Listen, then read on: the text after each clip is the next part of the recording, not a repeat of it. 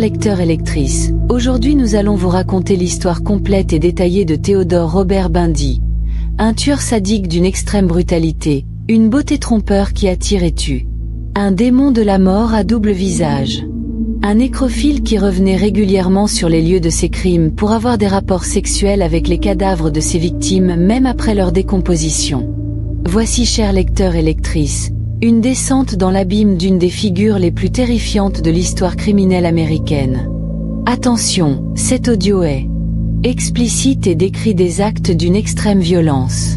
Si ce contenu te plaît, n'hésite pas à me suivre et à commenter sous la vidéo, de ce que tu penses de ce tueur. Merci. Chapitre 1, la naissance du mal. Theodore Robert Cowell est né le 24 novembre 1946 à Burlington, dans le Vermont. Dès le début, sa vie est un tissu de mensonges et de secrets. Pour cacher la naissance illégitime de leur fille, Eleanor Louise Cowell, ses parents l'ont élevé comme leur propre fils, Theodore. C'est Eleanor, sa mère biologique, qu'il a appelée sœur pendant des années. Son véritable père, un ancien militaire du nom de Lloyd Marshall, est resté une ombre, une figure inconnue. En 1951, Louise emménage à Tacoma, dans l'État de Washington, avec Ted, et épouse Johnny Culpeper Bundy, qui adopte officiellement le jeune garçon. C'est à ce moment qu'il devient Theodore Robert Bundy. Malgré cette façade de famille américaine moyenne, une noirceur grandissait en lui. Socialement maladroit, timide et introverti, il était souvent la cible de moqueries.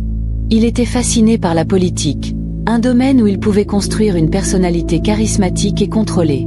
C'est aussi à l'adolescence qu'il a commencé à développer des tendances perverses, le voyeurisme et le fétichisme du vol de lingerie.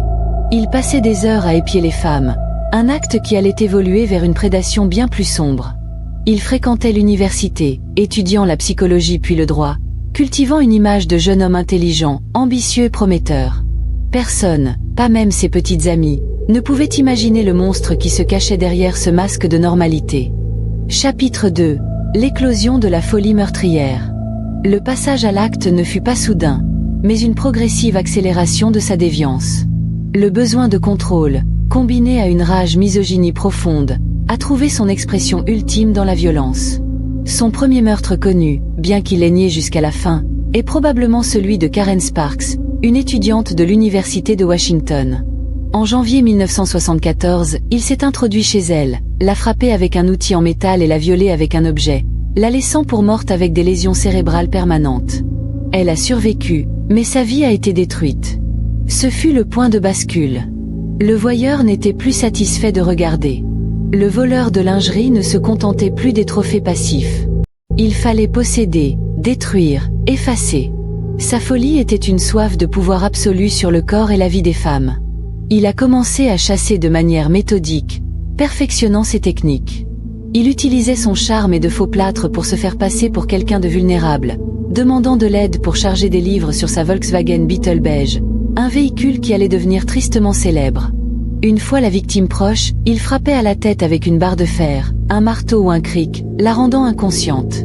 Il l'entraînait ensuite dans un endroit isolé pour assouvir ses pulsions. Chaque crime renforçait son ego démesuré et sa conviction d'être intouchable. Chapitre 3. La boucherie sanglante, le détail des meurtres.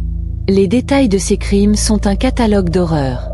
Après avoir assommé ses victimes, il les emmenait souvent dans des endroits reculés. Là, il les violait, les battait et les étranglait. La nécrophilie était une composante récurrente de ces rituels.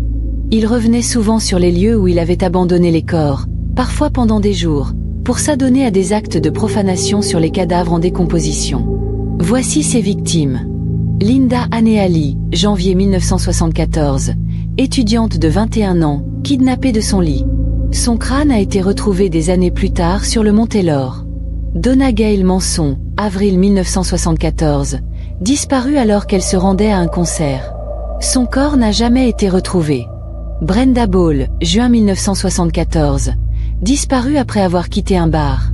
Son crâne a été retrouvé sur le même site que celui de Linda Aneali. Georgian Hawkins, juin 1974, enlevée sur un campus bien éclairé. Il l'a traînée dans sa voiture, l'a étranglée et a jeté son corps dans une fosse. Il est revenu plusieurs fois pour y déposer d'autres victimes. Janice Ott et Denise Naslin, juillet 1974, enlevée le même jour du lac Sammamish State Park, à quelques heures d'intervalle, alors qu'elle se promenait. Il a utilisé le même stratagème, demandant de l'aide avec son voilier. Il a violé et tué les 2 jeunes femmes avant de démembrer leur corps. Après cette boucherie sanglante, Ted rejoignit la côte ouest pour l'Utah et le Colorado. Sa folie meurtrière reprirent et les victimes s'accumulèrent. Melissa Smith, Laura M., Karen Campbell, Julie Cunningham, Denise Oliverson, chaque nom représentant une vie brisée, une famille anéantie.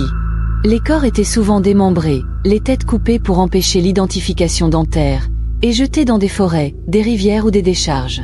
C'était une boucherie industrielle, une entreprise de mort menée par un homme qui, le jour, pouvait être un étudiant en droit modèle. Chapitre 4. La chute à l'arrestation. La chance de Bundy a commencé à s'épuiser. La nuit du 16 août 1975, un agent de police, Bob Eward, a arrêté une Volkswagen Beetle beige pour un simple contrôle de routine à Granger, dans l'Utah. Le conducteur était nerveux. À l'intérieur du véhicule, le policier a trouvé une paire de menottes, un masque de ski, une corde et un autre outil pour faire le mal. Bundy a été arrêté pour possession d'outils de cambriolage. C'était le début de la fin. Les enquêteurs ont commencé à faire le lien entre cet homme et la vague de disparitions. Une victime survivante, Carol Daronche, a identifié Bundy comme l'homme qui avait tenté de l'enlever à Salt Lake City quelques mois plus tôt. Les preuves s'accumulaient, des empreintes de chaussures correspondant à celles trouvées près d'un corps, des témoignages le plaçant près des lieux des enlèvements. Il a été extradé vers le Colorado pour faire face à des accusations de meurtre. C'est là qu'il a commis sa plus grande erreur, s'évader. Chapitre 5. Le procès du siècle et la fuite en Floride. Après sa première évasion par une fenêtre de la bibliothèque du tribunal, Bundy a été repris. Mais il s'est évadé une seconde fois, de manière plus spectaculaire, en décembre 1977, en perdant plus de 15 kilos pour passer par une ouverture dans le plafond de sa cellule. Il s'est réfugié en Floride, où la folie a repris de plus belle. Dans la nuit du 14 janvier 1978, il a fait irruption dans le Chi Omega Sorority House de l'Université d'État de Floride à Tallahassee. Armé d'une bûche, il a frappé et tué Lisa Levy et Margaret Bowman. Il a également battu et étranglé 2 autres étudiantes, Kathy Clenay et Cheryl Thomas, qui ont miraculeusement survécu. Les scènes de crime étaient d'une violence inouïe, Lisa Levy ayant été violée avec une bouteille de lotion et ayant eu un mamelon mordu au point de l'arracher. Moins d'1 mois plus tard, il a enlevé et tué Kimberly Leach, 12 ans. Cette fois, il y avait trop de témoins, trop de preuves. Il fut arrêté en février 1978. Ces 2 procès en Floride ont été des événements médiatiques mondiaux. Virant son propre avocat afin de se représenter lui-même, Bundy a transformé la salle d'audience en un théâtre de l'absurde. Il a interrogé les témoins avec une fausse camaraderie, a objecté à ses propres questions et a joué au procureur et à l'avocat de la défense. Son arrogance était palpable. Malgré ses manœuvres, les preuves étaient écrasantes. Les morsures sur les fesses de Lisa Levy correspondaient parfaitement à ses dents. Les témoins de l'attaque du Chi Omega l'ont identifié. Des fibres de son pantalon de velours côtelé ont été retrouvées sur le corps de Kimberly Leach. Il fut condamné à mort pour les meurtres du Chi Omega en juillet 1979, puis à nouveau pour le meurtre de Kimberly Leach en 1980. Le clown qui avait charmé les foules était désormais un monstre en cage, son masque définitivement brisé. Chapitre 6. Anatomie d'un monstre, personnalité et pathologie. La personnalité de Ted Bundy est un cas d'école en psychopathologie. Il n'était pas un fou au sens traditionnel du terme, déconnecté de la réalité. Au contraire, il était doté d'une intelligence supérieure et d'une conscience aiguë de ses actes. Son diagnostic le plus probable est celui de psychopathe, avec des traits narcissiques et sadiques extrêmes. Le narcissisme pathologique. Bundy se considérait comme supérieur à l'humanité entière. Les lois, la morale et la vie des autres ne s'appliquaient pas à lui. Il était convaincu de son intelligence et de sa capacité à manipuler tout le monde, des policiers aux juges en passant par ses petites amies. Ce besoin d'admiration et de contrôle était le moteur de son existence. L'absence d'empathie. Il était incapable de ressentir la moindre compassion ou le moindre remords. Pour lui, ses victimes n'étaient pas des êtres humains, mais des objets, des trophées. Il a décrit ses victimes comme des propriétés ou des biens qu'il pouvait acquérir et détruire à sa guise. Le masque de la normalité, c'est sa caractéristique la plus terrifiante. Il pouvait paraître charmant, intelligent, attentionné et séduisant. Ce masque social lui permettait d'approcher ses victimes sans éveiller les soupçons. C'était un prédateur qui se cachait en pleine vue. La fétichisation et le sadisme. Ses pulsions sexuelles étaient indissociables de la violence.